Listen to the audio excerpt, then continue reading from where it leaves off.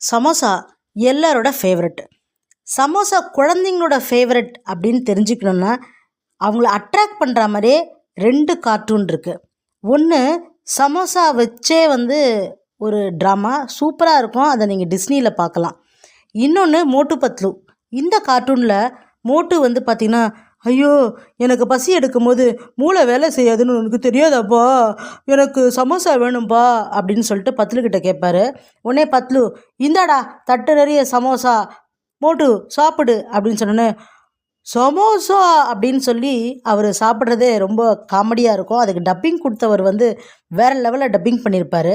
மொத்தத்தில் அந்த ட்ராமா முழுக்க, அந்த கார்ட்டூன் முழுக்க சமோசா வச்சே தான் கதையை நகர்த்தியிருப்பாங்க. இப்போ நான் உங்களுக்கு சொல்ல வர்றது என்னென்னா, ஈஸியான பிஸ்னஸ்ஸு, சூப்பரான பிஸ்னஸ்ஸு, நமக்காக எல்லாருமே சமோசாவை பற்றி மார்க்கெட்டிங் பண்ணின்னு இருக்காங்க.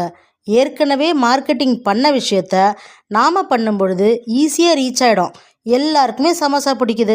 ஆனியன் சமோசாவாக இருந்தானே, உருளைக்கிழங்கு சமோசாவாக இருந்தானே, சாக்லேட் சமோசாவாக இருந்தானே, இல்லை non veg samosa, chicken samosa, special சமோசாவாக இருந்தானே, எல்லாருமே சமோசா விரும்பிகளாக இருக்கும் பொழுது அந்த சமோசாவை எப்படி தயார் பண்ணுறது, ரெடிமேடாக எப்படி பண்ணலாம், அல்லது சமோசாவை பொரித்து எப்படி விற்பனை பண்ணலாம், இல்லை சமோசா ஷீட்ஸாகவும் எப்படி விற்பனை பண்ணலாம் அப்படின்னு ஈஸியான பிஸ்னஸை கற்றுக்குங்க.